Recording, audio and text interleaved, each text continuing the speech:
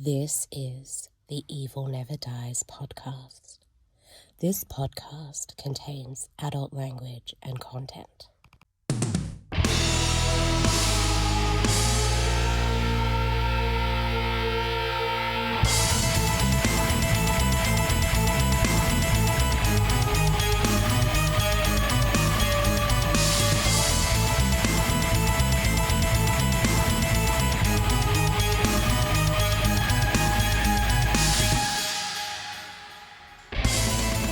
Welcome back to the Evil Never Dies podcast. Start of season 6, episode 377. What's going on, Carl? 377. That's the U.S. highway that Belknap is right up the street. How's that for random information? Oh, that's pretty fucking random, dude. But Season 6, I got to be more random now. you got to be more random in season 6. Yeah. That's funny. But we're joined by somebody who's been here from the beginning. From day one. From day 5 one. years ago. Been 5 years. Welcome back to the show, Natasha, who everybody... Hi. And we got a new intro and stuff too, so let us know what you think about that, which Natasha is part of again. So what's up, Natasha? Shorter. Hey, nothing much. I've got the giggles from Carl asking if his beard is even. Yeah, I got to make sure it's even. It is. I don't One give side of close it enough. grows longer than the other, so I got to puff the other side out. I don't give a Just fuck. trim it. I do, but it's still the one side it just grows over longer. If you trim it, it don't look right, so I have to just comb it the right way.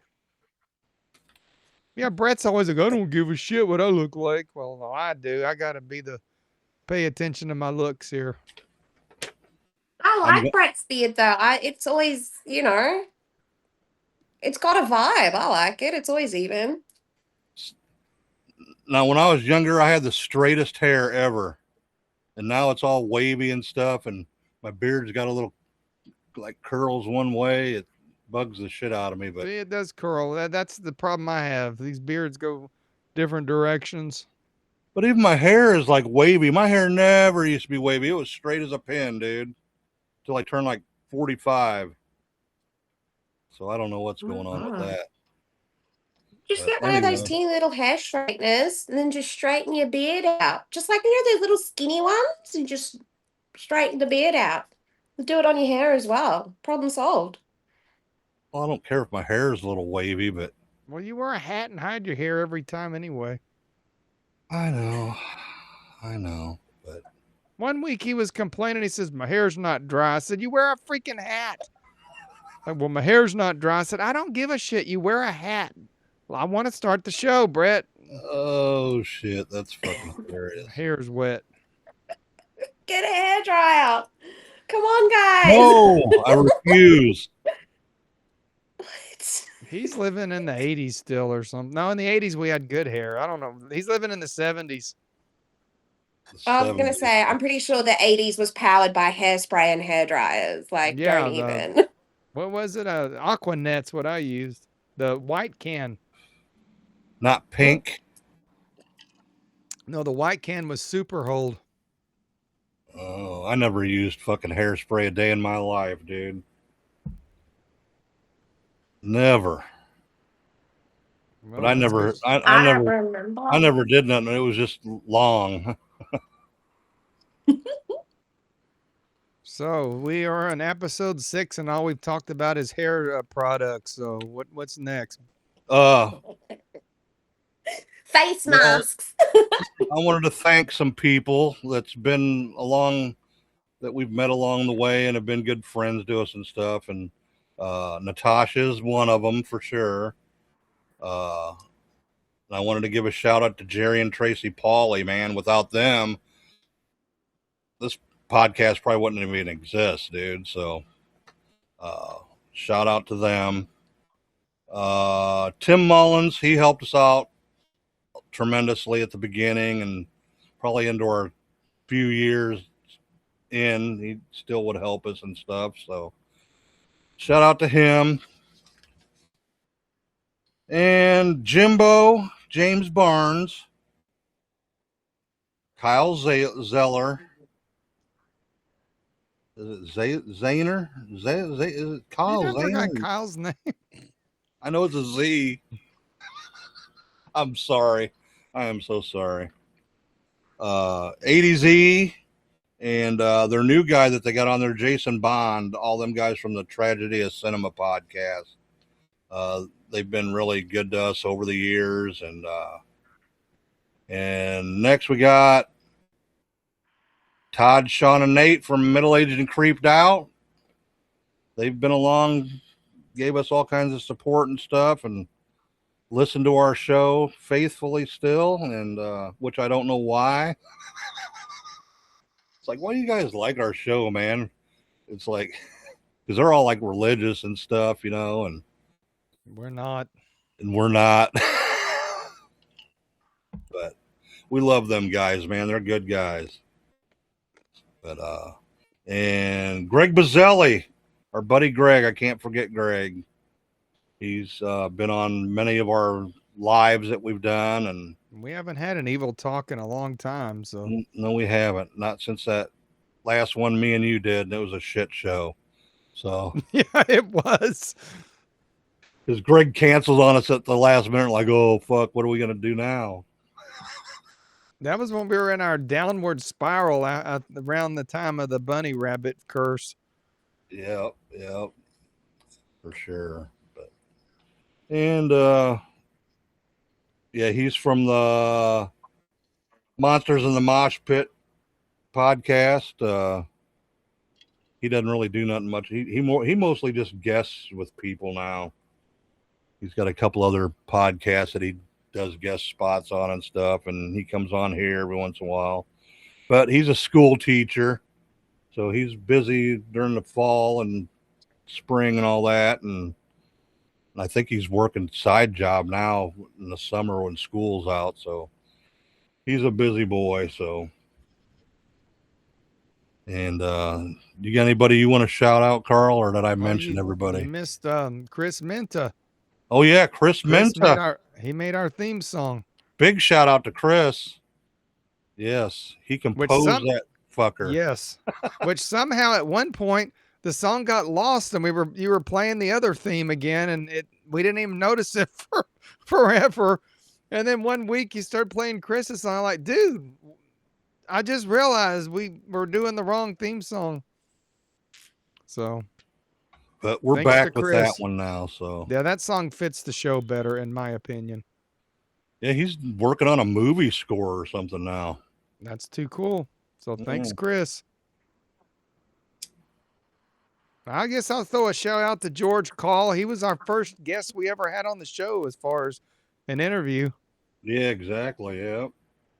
He's been back a couple times, at least once. That sucked editing that, that one too. Yeah, George was being a little politically incorrect.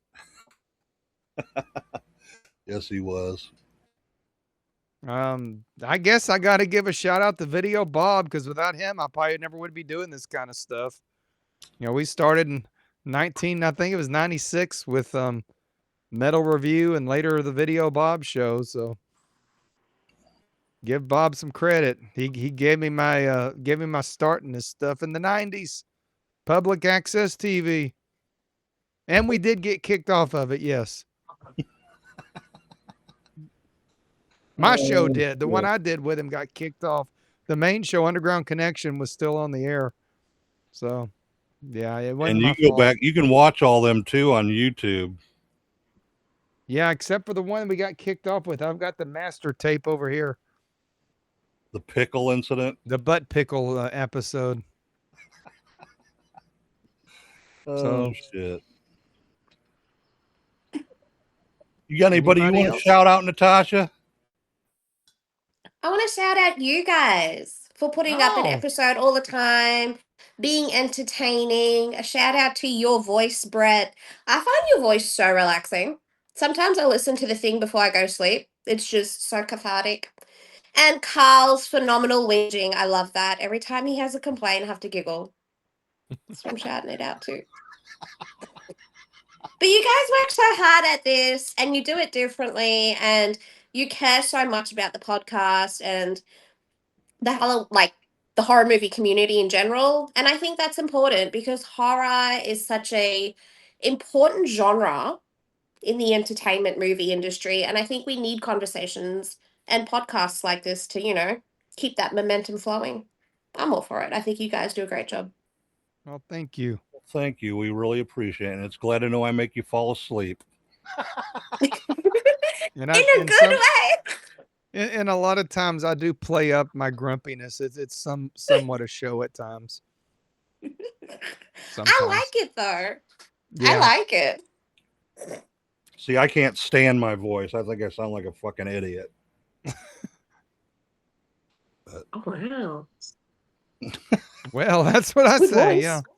I'm drinking But- I'm drinking Willie's Remedy again tonight, Carl. Oh, please no. I've already drank one. You know, somewhere What's a along the Willie's line, remedy? you don't want to know. It's THC infused seltzer. It's black cherry lime flavor, and it's pretty damn tasty. Shout out Oh, to that's Willie. interesting. Is that Willie Nelson? I'm supposing. Yep, Willie Nelson. Okay. So Well, you know, somewhere along the line, we went from being a heavy metal horror movie show to just a horror movie show, apparently. yeah, over the last, especially the last year for sure. Well, since I quit doing the midweek, so year and a half, 2 years now almost.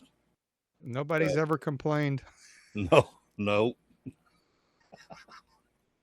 But we still do metal stuff too. I do metal. We do when we do the live, almost called it Live Evil.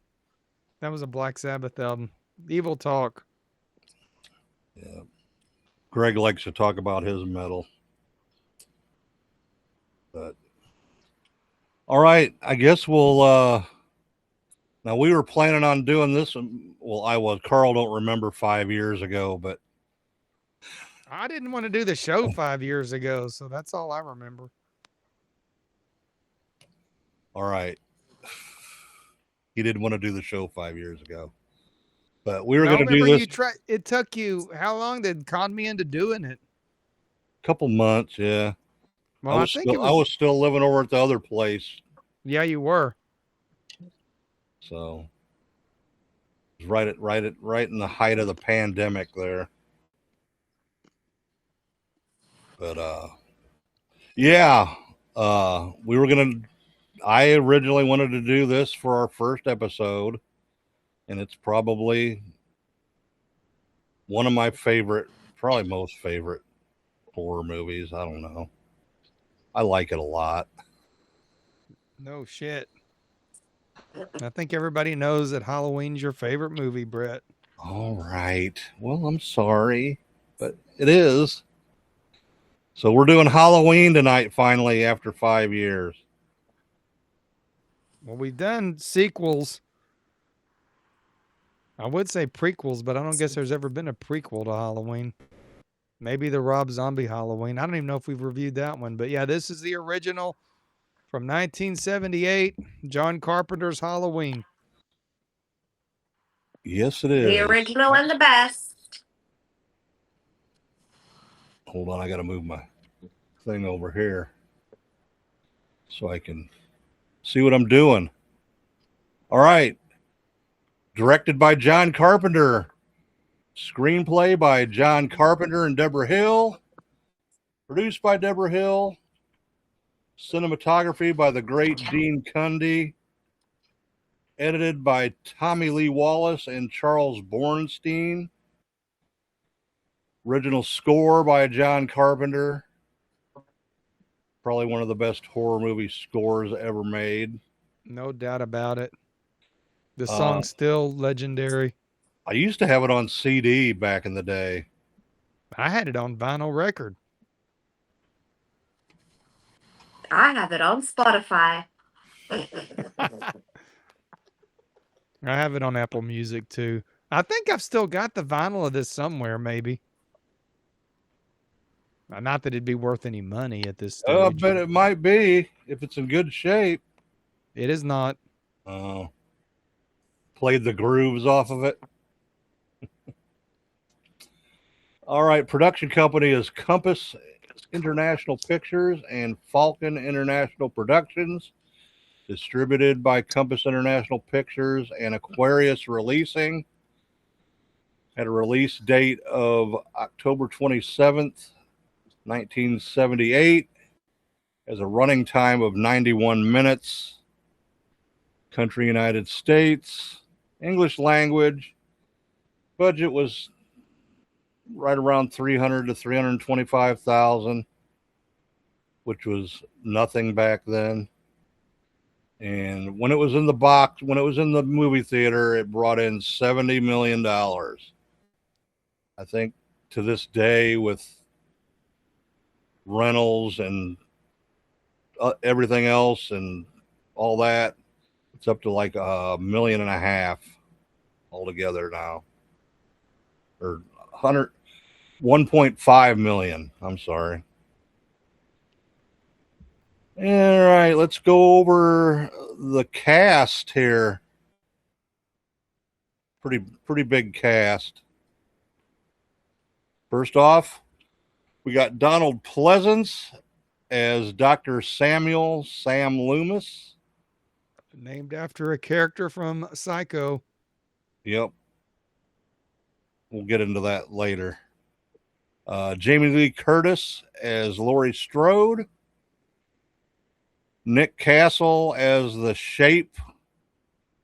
Michael Myers with the mask on. I hate to even say this, but Tony Moran was Michael Myers, age 21. I don't know why you hate that guy so bad. I don't know. I just not happy with that guy. I don't know. Next off, we got Nancy Keys as Annie Brackett. PJ Souls as Linda Vanderklok. Charles Cyphers as Sheriff Lee Brackett.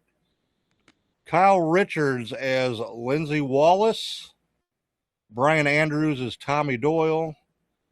John Michael Graham as Bob Sims. Nancy Stevens as Marion Chambers. Arthur Millay as Angus Taylor.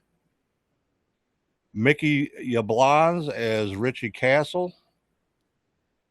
Brent LePage as Lonnie Elam. Adam Hollander as Keith. Robert Phelan as Dr. Wynn.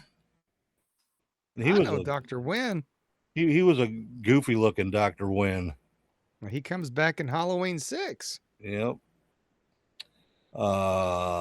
Sandy Johnson as Judith Myers. I know her. I know her too. Peter Griffith as Morgan Strode.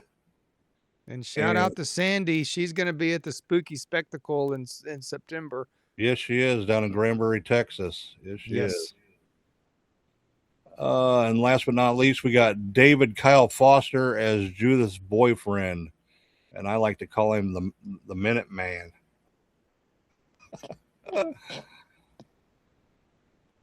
And that's the cast for Halloween. I don't remember all that many people being in this movie, honestly. Yeah, there's a lot of people. All right. I guess we're going to go over the plot. Are we going to do it like we did last week? We'll just chime in. You want to start us off, Natasha? Okay. Oh, how do we do plot? How do we do plot? You're sideways again, hon. Why is this flipping? Hold on. There you go. Now you're upside down. You're upside down. Oh my lord, this thing, I have not even touched it. There you go. It hates me. Why do you hate me? It's sideways again. Wow. I am so sorry. Okay, we're gonna go with this.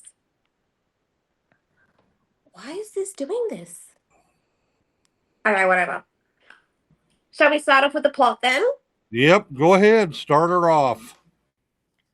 Do you want me to read it off Wikipedia or do you want me to go off what I remember? No, go You off what do you it. remember. Yeah, go what off you remember. Well, I like What's how time it's in with you?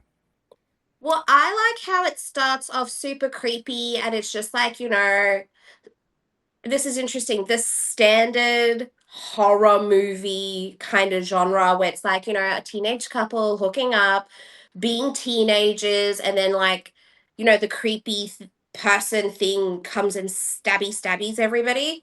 But then they like pull the mask off and it's like a little kid. And the first time you see it, you're kind of like, oh shit, it's a little kid. And then, they go off into the actual movie kind of happening thing. That part when like for the first time saw it, because I saw it again last night, but for the first time I saw it, that creeped me out. And then I like how, it just moves forward in time and they're transferring him from one prison cell to another. And he's kind of being like, have you ever done a transfer like this before? And the nurse is all like, yeah, it's fine. And I love how it's like so 70s style. She's just casual driving, lights up a smoke like it's nothing. Um, we don't see shit like that anymore. Anyway, I just love how, it kind of comes across as the psychologist prison man is being all like overreacting and she's just so chill. And then, obviously I mean, I have so many questions, and that's what I was doing last night. I was like, how did he get out of the back of the little paddy wagon? But anyway, it's Michael Myers. He hops out, and then all the things start. I don't know how. Are we allowed to do? Are we allowed to do spoilers? It's like a 50-year-old movie. Are we allowed? Yeah, for sure. For sure. Yeah. I feel like I look weird still. And You're now I'm on my sideways side. again. Then am I upside down? You're My upside camera's down showing now. Michael Myers instead of me. There I Oh, am. I know. It's still upside There, down. there you go. Now you're right side up. It's so weird. My camera was Um, focusing on Michael Myers. That was creepy. Did you notice that, Brett? Yeah, it did.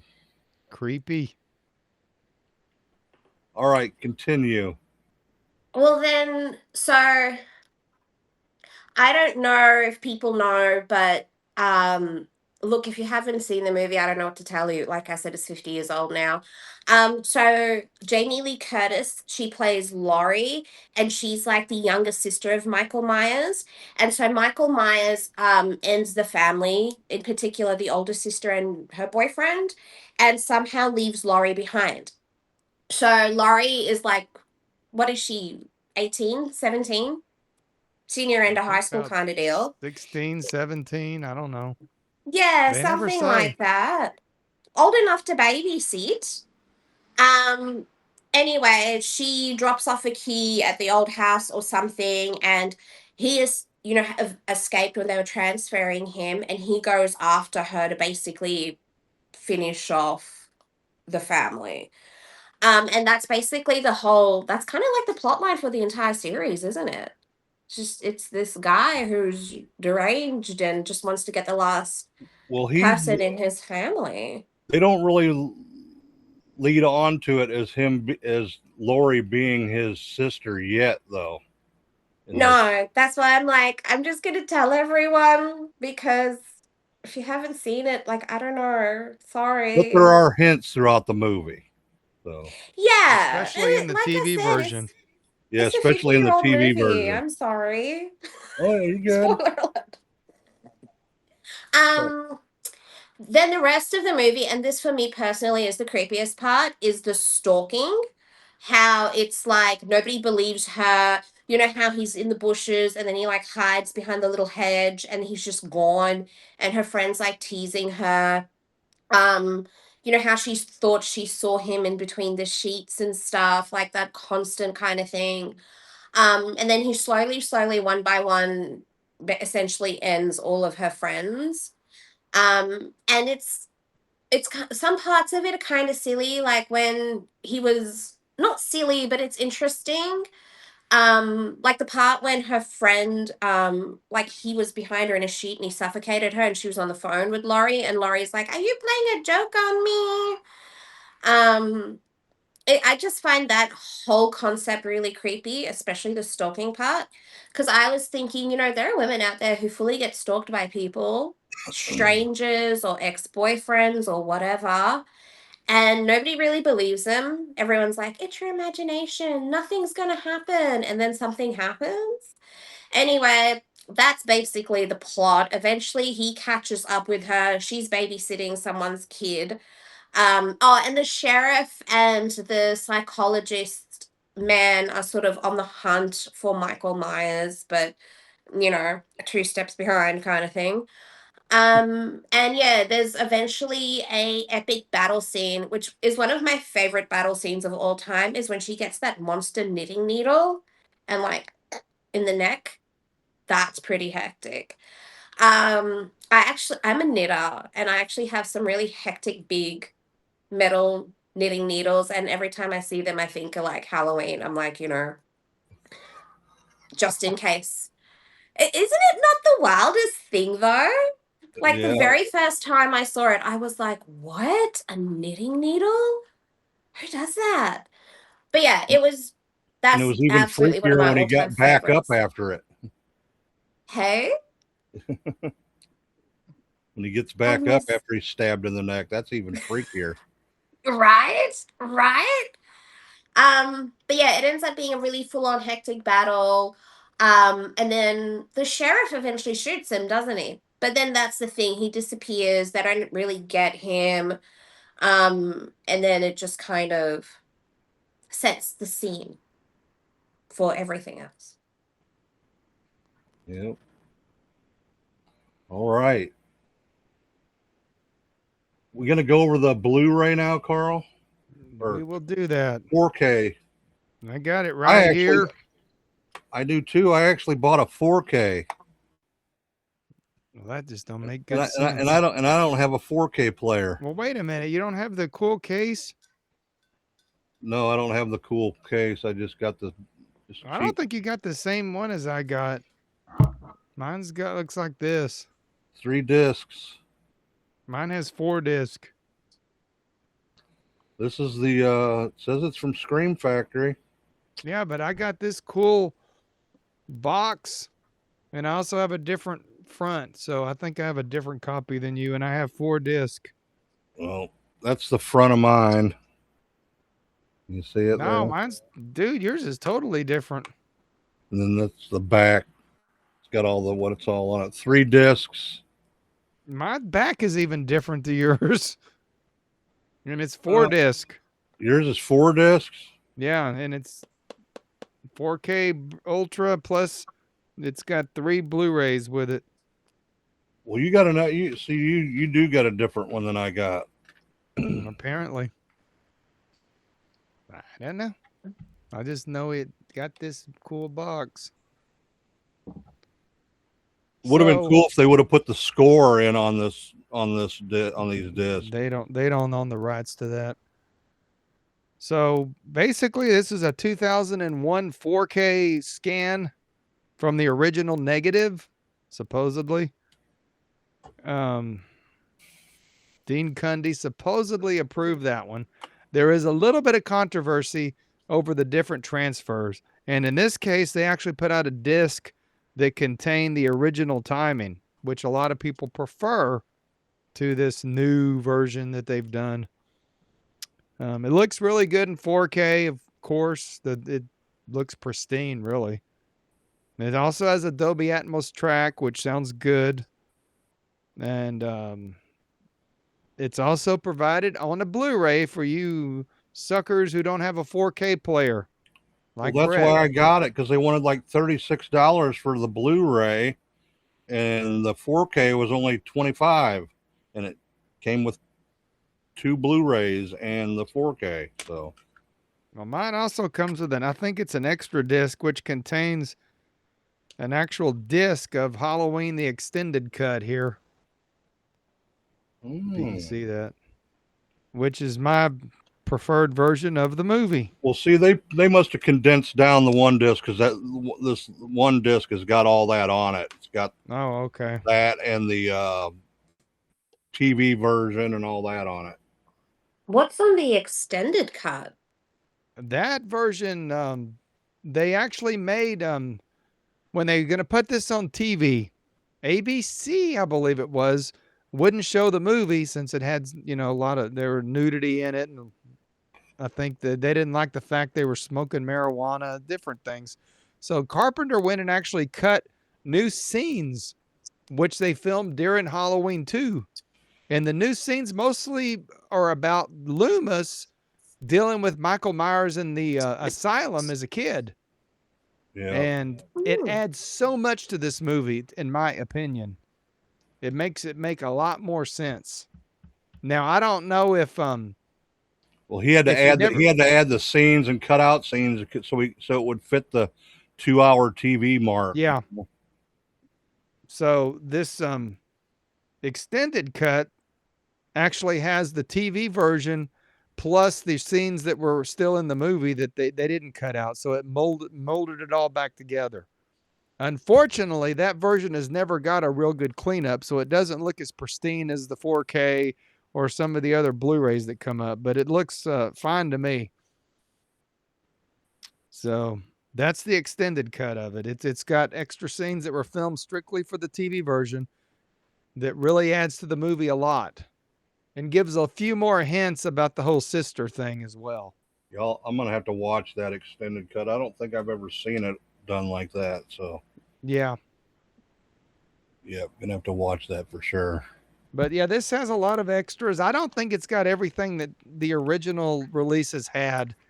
It seems sort of slow on the extras. It's got that Halloween Unmasked 2000, which is sort of a bore, really. Yeah, it don't have as many extras. I'm looking at the back right now. So it's for the price, you can't beat it. I paid way more than you did for this. Of course, I think I got a special entry version when that, like the first cut or whatever. This is the collector's edition. What it says. But I think they condensed the 2 discs of yours together onto the one of mine. So it sounds like it's got everything the same thing on it. So. Yeah, I think it does. But no, it's a great release. I would, if you want the movie looking the best it has, I would go with this. And it's even got that other version that had the different coloring to it. And there is that extended version. So yeah, definitely a great release. It's still in print as Brett just bought it. So pick it up while you can. Yeah. I don't know what the future of the Scream Factory is at this stage. Sounds like they're just selling shit on Amazon now. It's Grub DVD. It's some weird web page. But I'm actually going to return this to where it lives, which is here with all the other Halloween movies. And there it goes. I just watched it on Shudder. Yeah, that's why I watched it on Shudder the other night too. Yeah. I'm hoping Shudder has the extended That's the version. original. That's the original cut. Don't crucify me, Carl. I know you like people owning their own, but I just went on Shudder and watched it. I don't know. Well, at least Shudder is better than Tubi. You don't have commercials. Shudder and Tubi get most of their cuts now from the current Blu-rays anyway. So you're probably getting the same look. It probably just isn't in 4K. It's probably just in HD. Yeah. Yep. It looked good on Shudder. Oh, I'm sure it did. Shudder and Tubi always have the best picture possible, as does Fandango.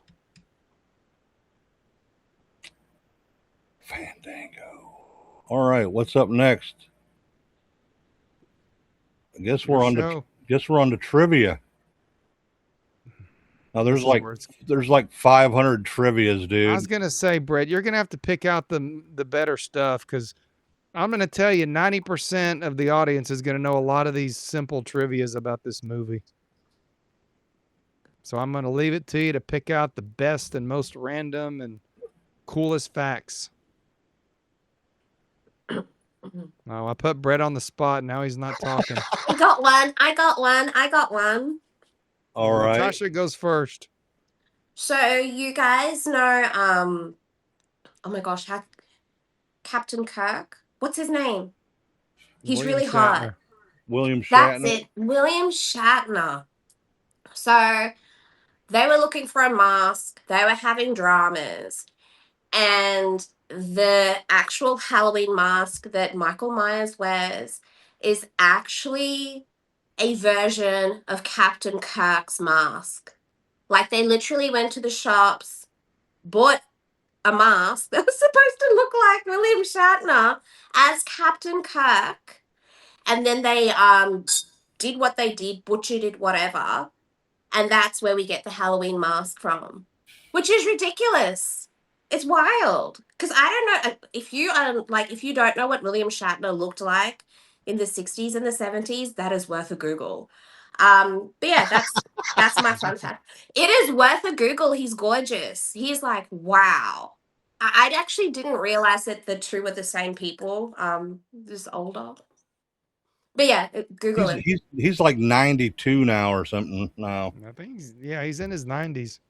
Yeah, And he's he proper still gets grandpa, around, man. but He's in good shape. he is, and it's great. But it was something else in the 60s. Need to Google that. But yeah, I just found that wild that, oh my gosh, it's kind of related to William Shatner. And they literally just went to the shops and went, this will do. And just bought a mask that's his face and then just adjusted it. And then now we've got that really famous Halloween mask that's come from another person who's famous. I don't know. I just thought that was wild. That's my fun fact about Well, Halloween. actually, the Captain Kirk mask was the fourth mask that they actually ended up going with. First, they tried a Nixon mask. They were going to use a Nixon mask, and Emmett Kelly, the clown, the old clown, they put frizzy red hair on it, and then they were like, nah. So then they ended up got sued for that. Well, why wouldn't they get sued for Captain Kirk?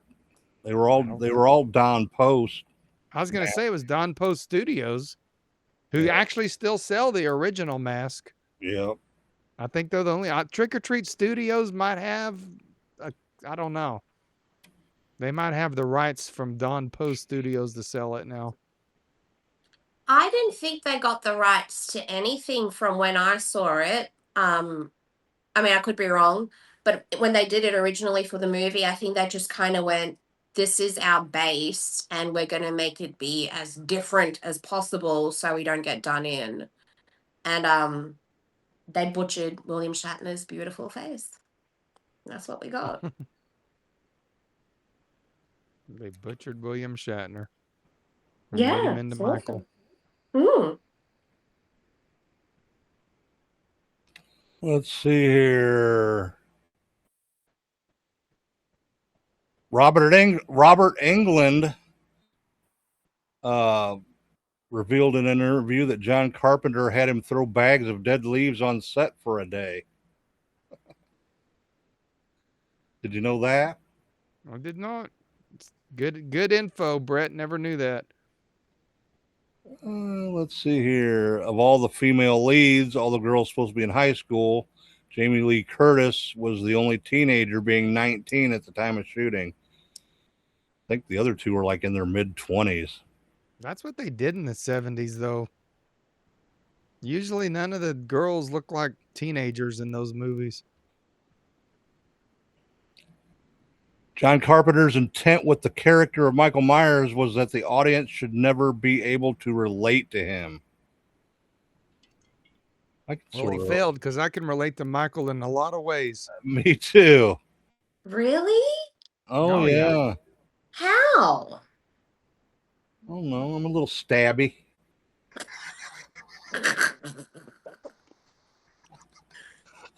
I mean, I do actually got a Michael think that. Myers right there in the living. See, I got a Michael Myers standing in there.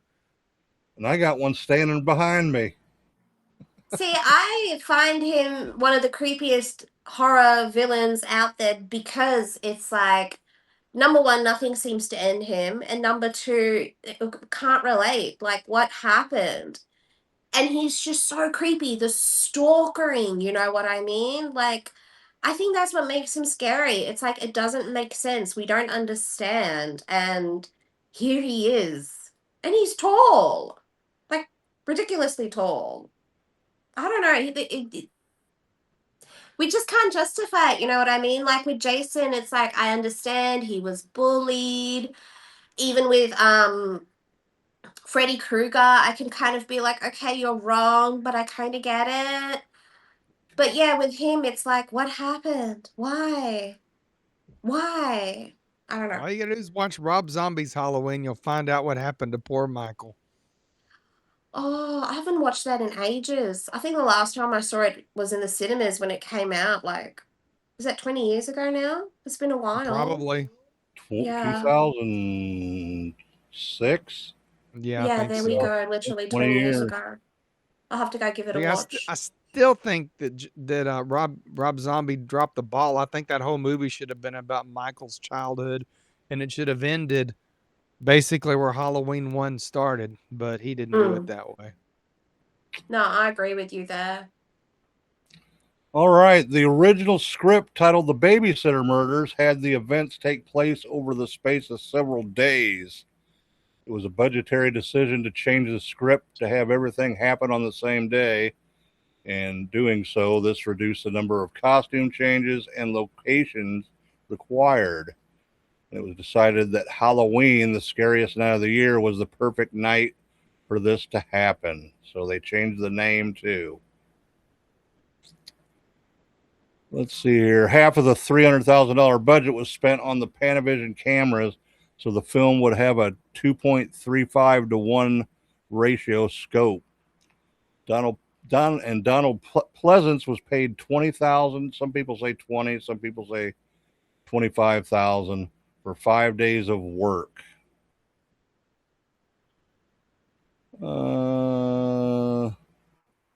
Let's see here.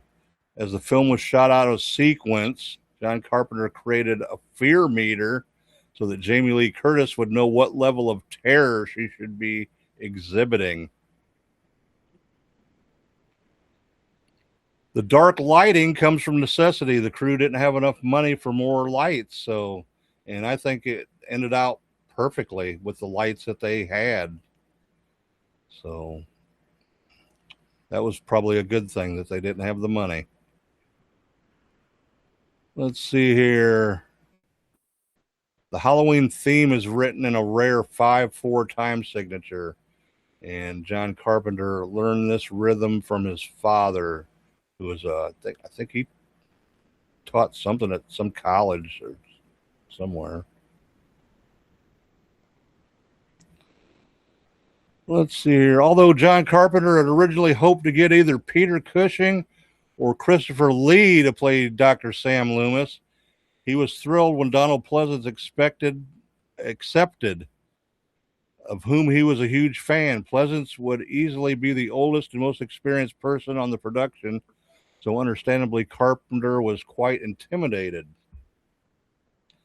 When they met the first time, Pleasance started by stating that he didn't understand or like the script, saying, "I don't know why I'm in this movie.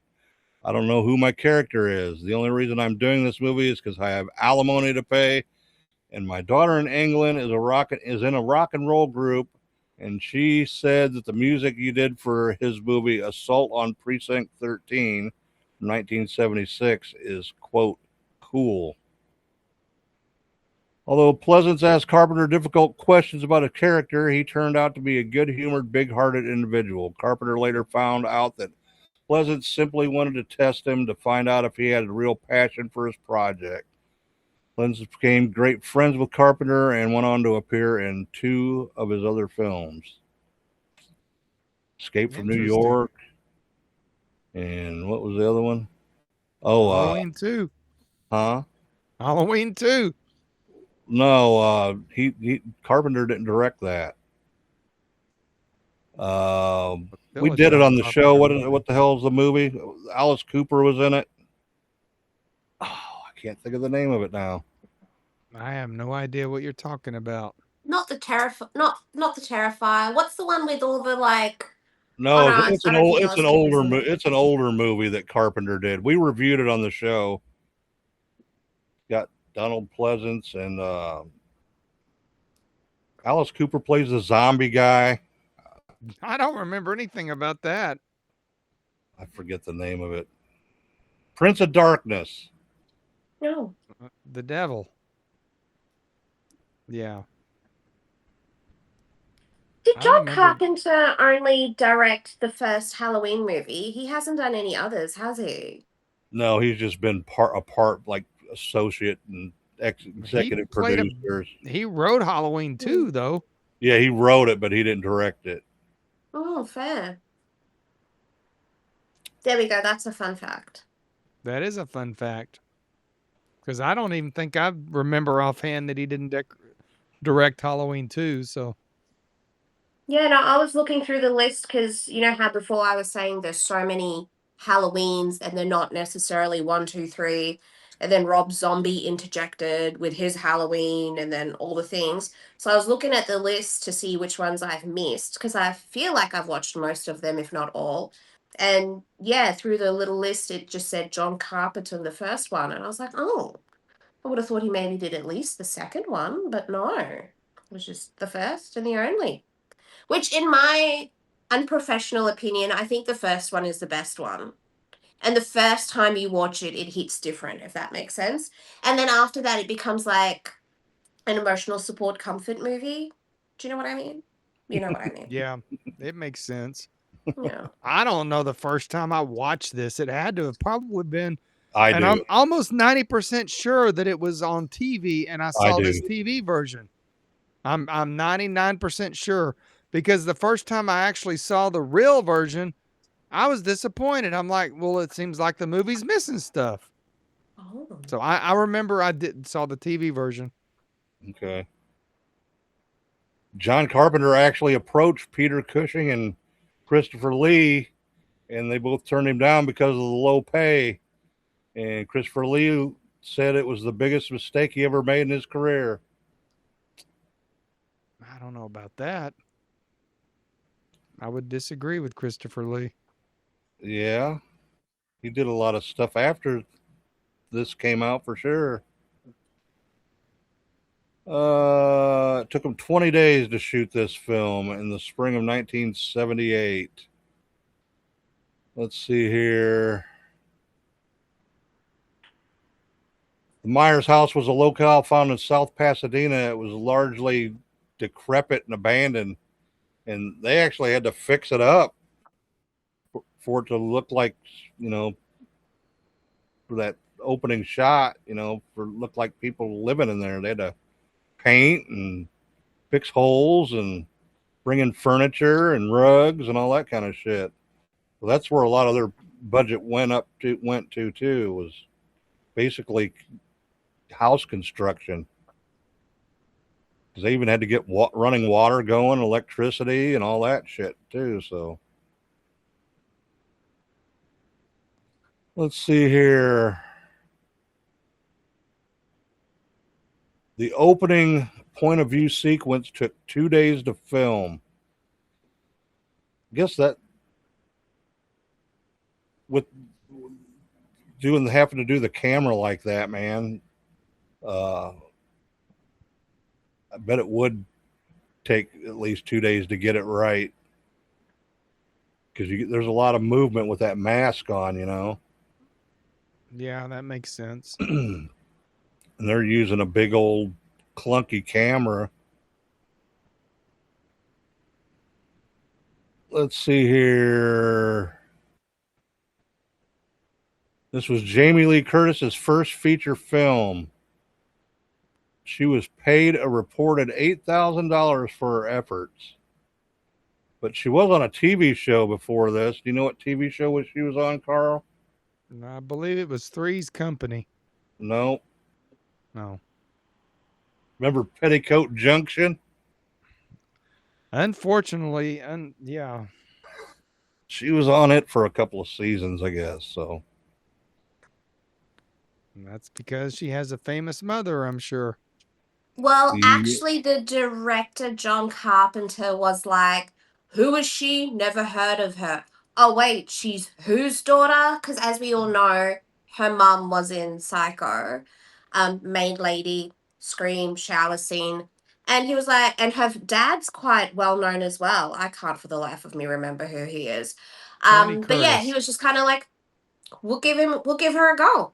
And I feel like I don't think she's really nepo. I mean, kinda. I don't know, but I feel like she did a really great job, like for her first real movie. Do you know? And she's what, 18, 19? I think she 19. did really great. Yeah. That's how she got the role, because her That's mom's the true. lady in Psycho. Yep. It helped, I'm sure. Well, no, that I saw an interview or some random thing on it where they were interviewing people, and they're like, "This is what we'd never heard of her, but if they're her parents, we'll take her." Not a bad decision. I mean, Jamie Lee Curtis is, she's Jamie Lee Curtis. I don't need to be her resume. We all know. John Carpenter wrote the role of Linda for PJ Souls after seeing her performance in Brian De Palma's Carrie from 1976. We've talked about the TV thing. Donald Pleasance did all of his scenes in 5 days for 18 minutes of actual screen time. To ensure Michael Myers would break the window of the station wagon, they attached a monkey wrench to his hand and painted it flesh colored, but you can still see it when the window breaks. And they use some special, I think they use some special glass too, so it wouldn't shatter. Let's see here. Trying to find some shorter ones here. John Carpenter composed the score in only 4 days. That was probably a cocaine fueled 4 days right there. Let's see here. Prior to the movie, a book was written by Curtis Richards, which reveals more of the story behind Michael Myers' rage, thoughts, and motives. However, the book is very rare. And I actually had that book, dude. It was a paperback. What'd you do with it? It got thrown in a box when I moved out of my parents' house, and it got sold at a freaking garage sale. And that thing is probably worth $3,000 or $4,000 right now. I was gonna say it's probably on eBay selling for $5,000. Brett's actual copy. Probably, man. I remember Well, getting do it. tell, what was in this book? It was just a novel, like a novel. But what was the extra stuff? I don't remember now. Just went into what more about why he's like the way he was and why he did what he did, But I paid like $3 for that book at the bookstore because I think it actually came out before the movie. So for sure. But I carried that fucker everywhere with me. I took it to California and back and ended up getting sold at a garage sale. Let's see here. John Carpenter told production designer Tommy Lee Wallace to go out and find a government-looking car to be used by Dr. Loomis and Marion in the opening scenes, which Michael Myers ultimately steals and uses throughout the film. Wallace went to the nearest car rental agency and got a 1976 Ford LTD station wagon. It was the only car there that looked the part. I think Bob's got a 1976 Ford LTD station wagon, don't he? He does, I think, yes. Bob's got all kinds of cars, and that is one of them. I think that's really cool. Oh, Talk Wallace about he rented it for 2 weeks, installing a wire mesh divider so it looked official.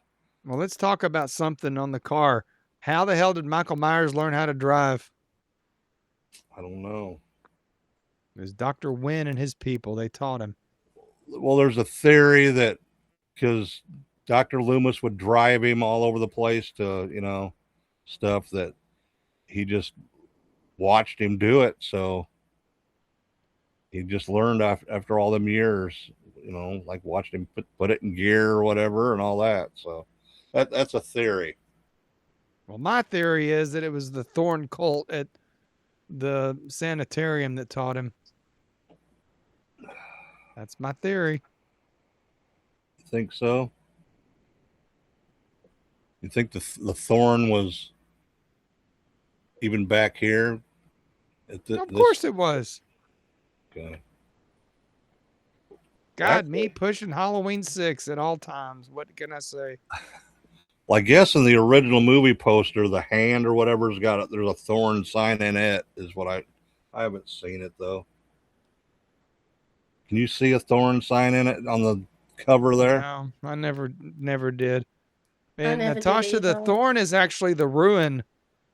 Yeah, the rune. Yeah. I couldn't That's- see anything. I mean, to me, it just looks like a spooky little jack-o'-lantern. Well, there is a face in the hand if you look at it really close. There's a face in the hand. in the hand holding the knife. There's a face on the fist. Yeah, I'm looking at it now. Not that I can make out. I don't know. Like I said, I've always just noticed the jack-o'-lantern with the little stabby knife. But there it is right there. That's what Michael Myers has tattooed on him. I want to get that tattoo. The Thorn. What's the thorn meant to symbolize? There it is right there on the screen. I know, but what does the rune mean? You know how runes have meanings? Isn't the thorn the Thor signals like the winter solstice and all that? No, your thoughts about the movie. She's asking about the actual one. Oh, I don't know. Let me Google it. It has to do with it's really cool actually. I'll have to get that to you. But it's Oh no, I'm gonna look it up now. Is it the look it up? Yeah, because it's Thorn. It's actually a really cool thing. I've had Here a we necklace. go. Oh, this is interesting. Apparently, in the Elder Futhark, because there's different styles of runes symbolism. I think the Elder Futhark is like the most common one. Not 100% sure there, but it symbolizes raw power, protection, and reactive defense. Yep, defense. And I think its literal translation means giant or hardship and sting. Like I said, he's very big, Michael Myers. It's creepy. Yeah, interesting. Passive protection, catharsis, obstacles, life force. Yeah, that's interesting. It's interesting that he has that on him because he's not really protection. No, he's not. It's sort of he is liminal, and he does seem to, have this crazy life force that he's always alive and seems to smash through obstacles like no tomorrow. So, I don't know. I just always found that really interesting that ended up being his symbol eventually. Yeah, I didn't actually know that at all. I mean, some people here saying spiritually it means chaos and power. So, I mean, a giant that's chaotic and powerful. Makes sense, I guess. It makes sense. It makes sense. It's not wrong. All right. Producer Mustafa Cod had admittedly little interest in this film and helped make it primarily due to the enthusiasm of John Carpenter and Irwin Yablans. However, the film turned out to be a huge box office smash, so Akkad saw an opportunity and facilitated every Halloween sequel until his death in 2005. And now his son is the new producer guy. Yeah, he took over. Malik. That's it. Uh, Nepotism. yeah, Oh my god, I'm terrible. him and his daughter, they were killed in a terrorist bombing over somewhere. All right. Oh, that's heavy. Yeah. That's sad. Tommy and Lori are watching The Thing from Another World from 1951, and as we all know, he went on to do the remake The Thing, which we've covered both of those on the podcast here. Wait, what? The Thing is from 1951? The original, yes. Oh wow. I saw the latest release of The Thing, bored shitless, didn't enjoy it. Then I saw John Carpenter's one recently, actually, maybe a month or two ago. It's got Goldie Hawn's husband in it. He's really hot when he's young. What's his name? Kurt Russell. Kurt Russell. He's good looking when he's young. He's Anyway, still hot. really enjoyed it, but I didn't realize there's a 50s version of it. So I'm going to hunt that down. I love a good old school movie. I think it's on like a Tubi 50s if you got Tubi. All right, Pretty sure. I'm pretty sure the I do on the 1950s TV. version is by far a better movie. No way. Okay, By I'm keen. I'm a all for bunch. it. Yes. Guess what I'm doing after this? So excited. Wait, 50s movies hit differently. Have you seen Creature from the Black Lagoon? Oh, I yeah. love it. I just love how, in the start of the movie, they're going through the little river cruise thing in the jungle, and they're like, one day man is going to land on the moon. I paused it and laughed. Because what was sci-fi became reality. I think it's great. I'm all for it. Love a good dirty 50s horror. As the film was made in the spring, the crew had a huge difficulty in procuring pumpkins. Only 3 were obtained. So the scene where one is broken on the ground had to be done in one take. Crew later got another type of green pumpkin, which was simply painted orange. That must have been the one they had on the at the beginning on the porch that was lit up. I think you're right. How does that happen, though? You can't Pumpkins are like... They don't grow pumpkins in California. They have them shipped in for Halloween time. Okay, fair enough. Makes sense. Especially in the spring. Here, Yeah, if they're they've out of only- season and all the things, yeah, They're that out of makes sense. season completely, yeah. Deborah Hill and John Carpenter were a couple, not just business partners. They were working on this movie. Jamie Lee Curtis has said in interviews, they were my horror movie parents. They were the parents. I was the child. When they broke up in 1979, I cried. But they were still close. They still did stuff to get,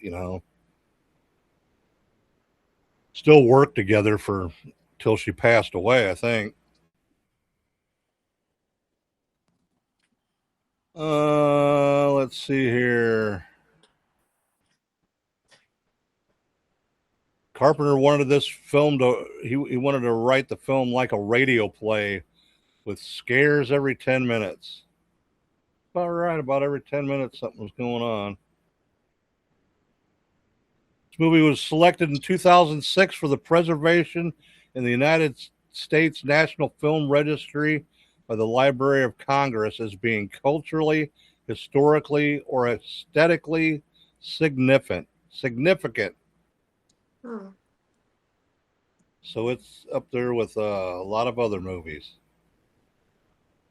I mean, that makes sense. It's kind of like the original slasher movie, essentially. Like, what was there before Halloween? That's of this genre. Psycho, Black Christmas. Black Christmas. Yeah, Black Christmas Yeah. was a movie. I mean, That I Christmas don't sucks know. though. Psycho kind of doesn't follow the template. You know, the horror template. It doesn't really follow that, don't you reckon?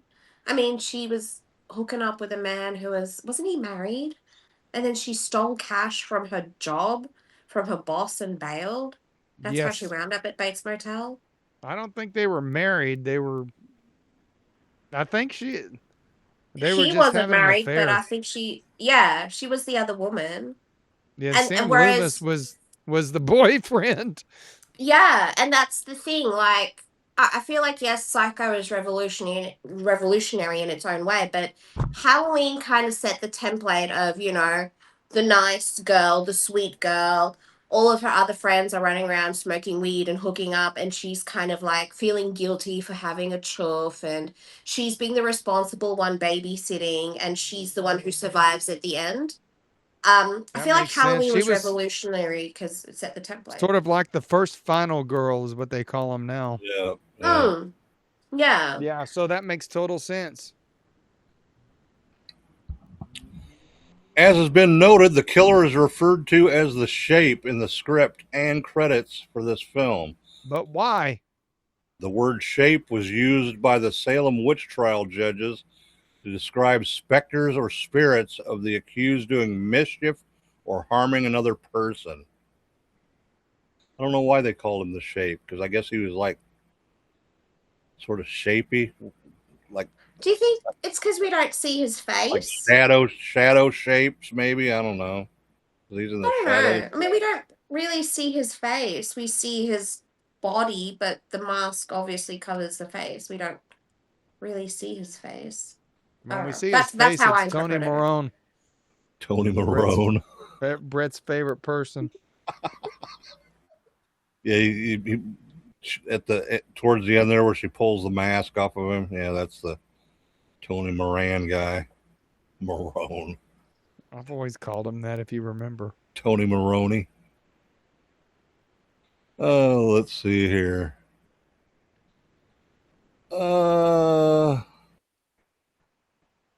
John Carpenter purposely took a restrained, suggestive approach with the gore in this movie. He learned his lesson because in his last movie, Assault on Precinct 13, when he killed off Kim Richards' character, and the audience wound up hating him.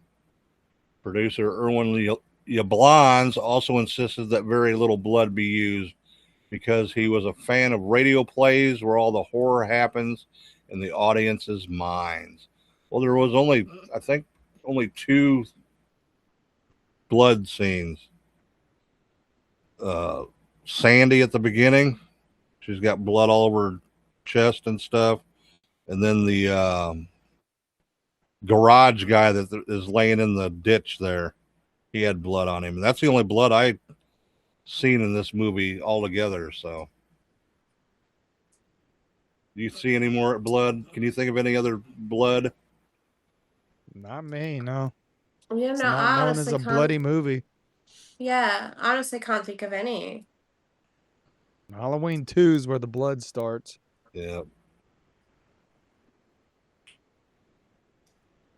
Let's see here.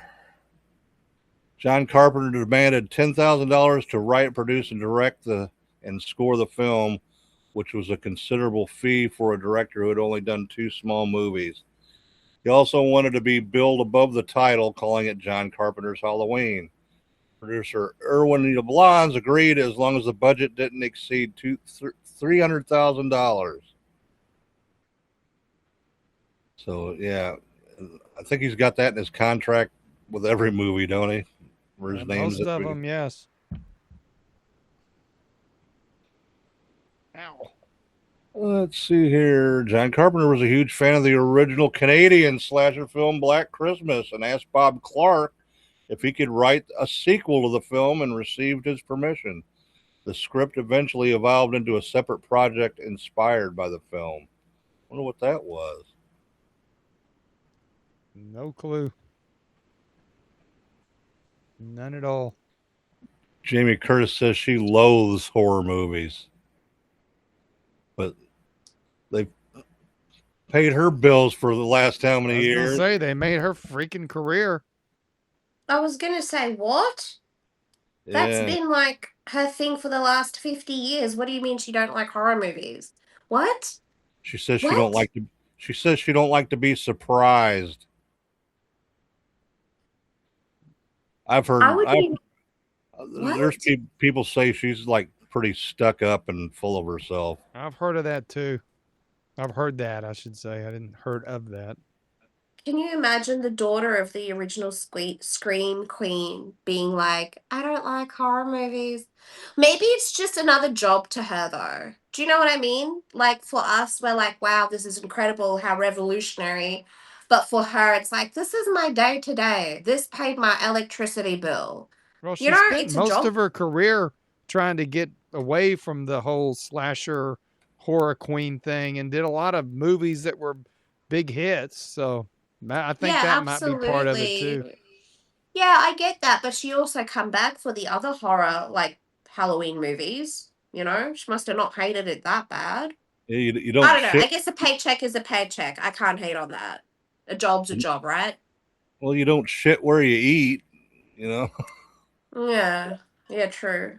That's a fair point. Possums do.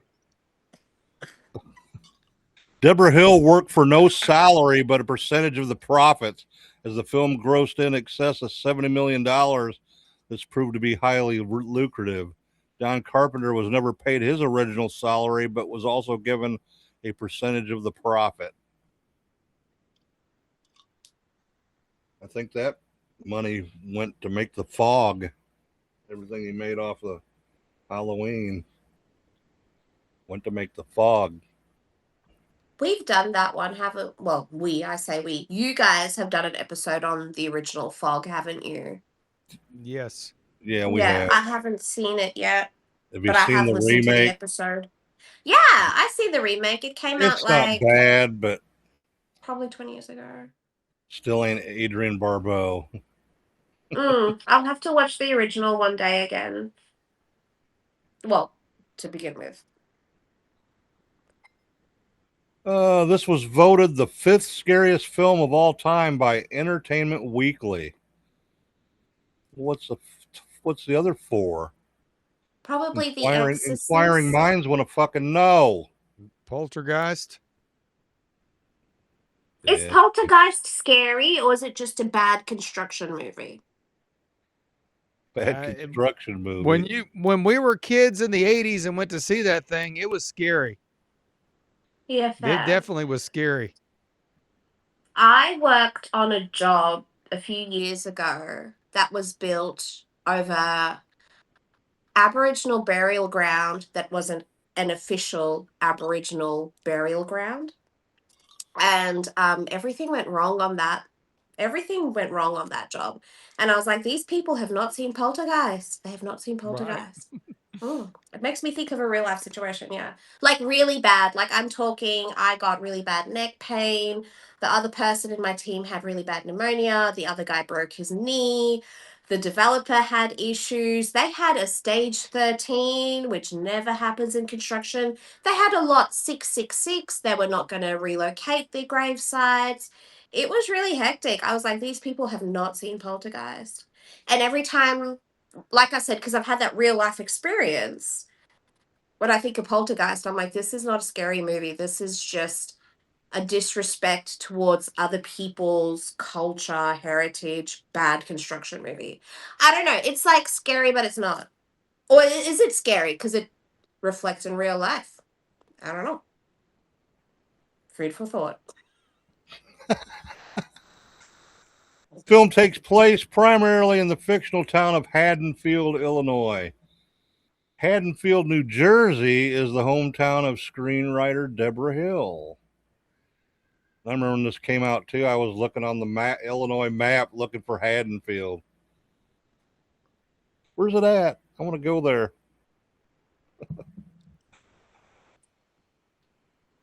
Oh, let's see here. We've talked about a bunch of this stuff already. So I guess that's it for trivia. Well, you did a great job, Brett. You picked out some good stuff. Well, thanks. There's like 150 more, but A lot of it everybody knows. I know it. If you haven't seen Halloween, I don't know what to tell you. I would like to know if there's actually a person out there that hasn't seen it. If you haven't seen it, there's probably not very many people watching or listening to this show, but yeah, I'm sure there's a lot of people never seen it. I imagine there would be. I reckon I have heaps of friends who've never seen the original Halloween. They might have seen Yeah. Rob Zombie's version, but even then, like, that's getting a bit up there. It's 20 years old. Yeah, probably the last 3 that came out. Yeah. So yeah, I would say, Brett, that sure there's people that have not seen it. well, they should. I really think they Okay. should. All right. Got anything else? I do not actually. Do you got anything else, Natasha? Not that I can think of. Well, we're going to let you start and hear what your thoughts and rate this film. Ooh. I do like it. It is probably in my top 10, but it's not like my all-time favorite. I'm sorry. I'm giving it 4 stars out of 5. I think it's creepy because of the stalkering. Is that a word? I'm using it as a word now. The stalking. You know, it's scary. It's scary to have the thought of something's there but it's not there. And it's scary to have that, that anxiety and that anticipation, which I think Halloween does really well, especially in the very first one. It's scary to be like, we're living our normal life, but something's happening that we know of, but it's not really relevant to us, but it kind of is. That's what creeps me out the most. It's creepy that nothing seems to knock this guy down, kind of thing. And it's creepy that it's like this could happen to anybody. Do you know what I mean? Anyone could, for whatever reason or no reason, stalk you, and you have no idea why, or that this is happening, or that your life is in danger. You just thought you maybe saw someone drive by. That's creepy. That is hella scary. But in terms of like full on horror, like if I compare it to The Exorcist or like, I don't know, even It Follows or a few other things, I don't feel like it's one of those ones that sit heavy with me. Watch it the first time around. Okay, cool. It's creepy. I get it. I enjoy the backstory. And that's the thing. It's not just like some slasher movies are just nothing but blood and gore. This one has a story, this one has a background, whatever. But it becomes a comfort movie after a while. It becomes something that I run in the background while I'm doing dishes, but I know, but I've watched kind of thing. So I give it 4 stars out of 5. I think everyone should watch it. It is a good horror movie. You are missing out on life if you haven't seen the original John Carpenter Halloween. So 4 stars out of 5. All right. Thank you, Natasha. Go ahead, Carl. Okay, well, we've talked about Halloween on other episodes, and I've always made the comment that I prefer the TV version better than the original. And I do think that might have something to do with the fact I know for sure that was the first version of it that I ever saw, because I was confused for years as to why am I watching this and it doesn't have the whole movie on it. So definitely inspired everything that came after it. Jason, and then all the other slashers. The soundtrack is probably one of the greatest soundtracks besides maybe Psycho. I think Psycho might have it beat by just a second.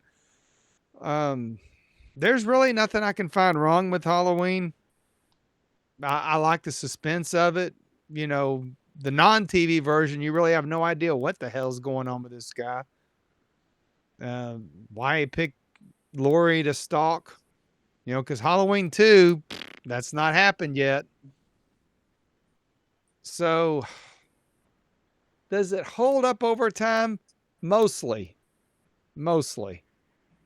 But that could be the only real knock on it. That, like Natasha said, you've seen it so many times. I don't know that I can actually sit down and watch this from start to finish without doing something else, because I just know it like the back of my hand. So I'm going to give the actual original Halloween, we'll give it a 4.75, and I'm giving that extended or TV version a 5 because it's a better movie in my opinion. Why? Because it builds up to Halloween 2, which goes to 4, 5, 6, and so on. So if you're going to just watch the original and stop, then probably want the theatrical version. Or if you want to watch these last versions, which ignored Halloween 2, same thing. So that's my take on it. It's definitely legendary. It'd be in my top 5 horror movies, definitely, I would say. Okay. Not the top. Not my favorite. Okay. I got you. Well. And I do like Jason better than Michael. Right, Jimbo?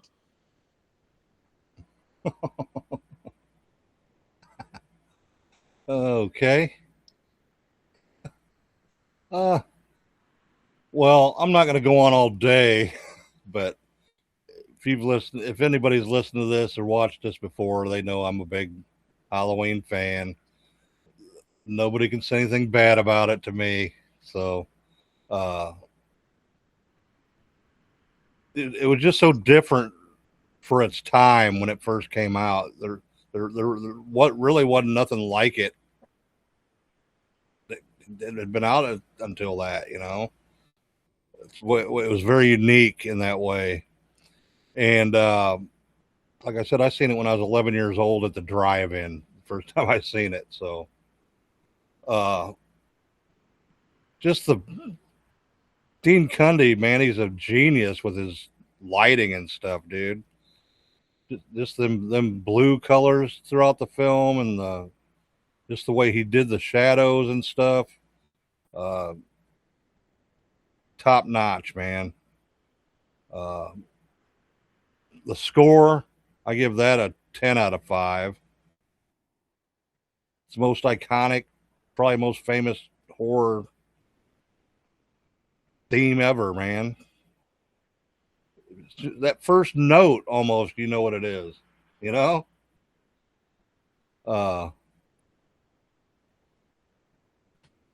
Carpenter did a great job directing everybody too, man. Got to give him props for that. And just all the stuff they had to go through to get this movie filmed, you know, I think it's just amazing. And all the acting and stuff I thought was good too. Everybody did a good job. So, you know, I'm giving it a 5. I haven't seen the extended cut, so I'm sure I probably will like it better when I finally get to watch it. Too late to watch it tonight, so. But yeah, I'm giving it a 5, man. Is it your favorite horror movie of all time, though? I'm gonna have to say yes. Okay. Gonna have to say yes. And then Exorcist is probably number 2. I wouldn't even put Exorcist in the top 10. Oh, really? Not really. I don't care for it. Not even the original 70s one? Exorcist 3 is a better movie. It is. I wish Greg was here. He'd be screaming. I'm going to scream on his behalf. What? Exorcist is It's not scary. freaking scary. Shush you. It is what so happened to scary. you? Your screen just got small. I don't even know what's going on. The curse of Exorcist. Yeah, probably. Oh my god, Exorcist is so scary. And it's the micro scares, you know, when she's in the kitchen just doing whatever and they have that scary face pop up. It's too much. Exorcist is too much. The original 70s version, you will watch it once in your life and never again because you will be scarred for life. It's too much. It's too much. Did they do a remake of the 70s version? I'm pretty sure. I swear they did. No, not an exact. No. There's no remake. No. I don't think anybody's got any balls to do that. I would do Yeah, I it. don't know. That and Paranormal Activity, the first one. That was freaking scary. Did not enjoy that. All But right. I mean, yeah. I guess that's it for Halloween. My favorite movie, my favorite horror movie. Well, hopefully it lived up to your expectations. I The watch show, it. that I is. watch it at least once a year, dude. I do too normally, but it is hard to Yeah. just sit and watch it and not have something else going on. I watch it every October for Halloween. I'm gonna watch that extended cut version because if you say it's a mix between the original and the TV, The one I have is, yeah. I'll have to see if it's even on there. But all right, starting season 6. Oh, I forgot to thank Carl. Carl, thank you for, Who, me? thank you for being putting up with my ass for these last 5 years. You've been a whole lot easier to put up with doing the show than you was at Moxley. Definitely. Oh, shit. Oh, all right. And thanks for doing this. And because Brett does all this, I don't do nothing but talk, and eventually, and sometimes make logos and stuff. Yep. That's about all I do. We keep saying he's gonna have to come down here and learn how to do everything. You gonna go video Bob and talk about your demise? Oh shit. Well, welcome to season 6, everybody. Thanks for watching and listening. We appreciate y'all. And thanks, Natasha, for coming on. We appreciate it. It's my pleasure. I love this. Check her out on her. She does her TikTok. You do them every day, don't you? Yeah, I'm on TikTok every day, pulling tarot cards, do collective reads, personal reads, all the things. Just follow me. I'm the old sea hag. Old Sea Hag on Old sea hag. TikTok. Check her out. Get a reading. All right, everybody. Appreciate you. Love you all. We will talk to you. We got something set up for next week, but we actually won't be around next week. We're going to be at the Texas Hunters Convention, the 18th and 19th. So And we may go live. We didn't do it last year, so I'm not promising anything. well, you can be at the table or whatever, and I can walk around. We can both be live at the same time. So with this thing on the phone app. All right. Thanks everybody again, and stay evil.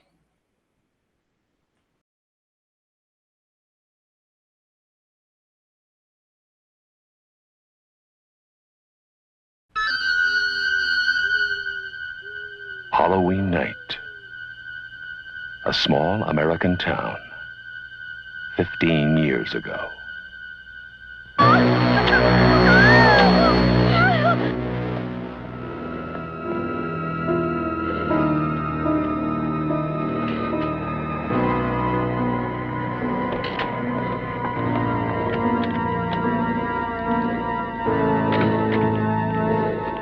Michael? Halloween. I spent 8 years trying to reach him, and then another 7 trying to keep him locked up because I realized that what was living behind that boy's eyes was purely and simply evil.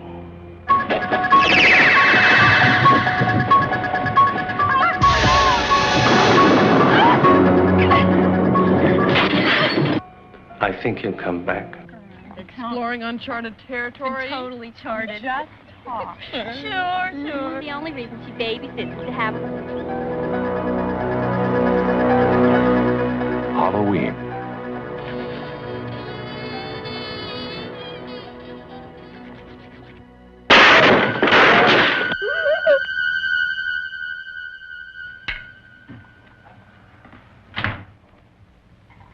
Okay, Linda.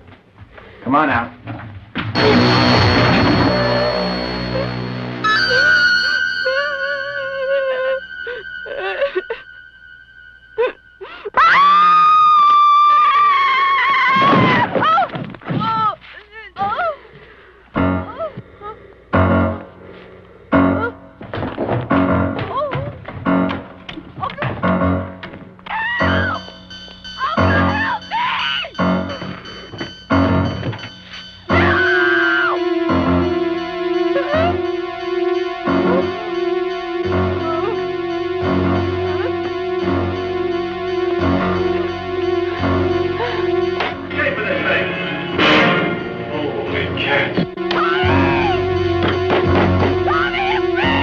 Halloween, the night he came home.